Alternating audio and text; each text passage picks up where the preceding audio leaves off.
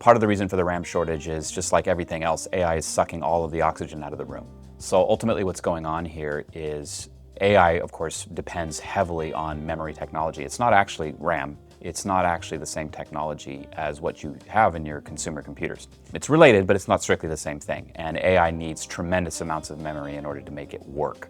The thing is, it's a lot more profitable for manufacturers of memory to sell to the AI companies this very specialized type of memory that they use. They earn a lot more money, and there's so much more money to be made because of the scale and the volume. So they're tending to pivot their production operations over to that.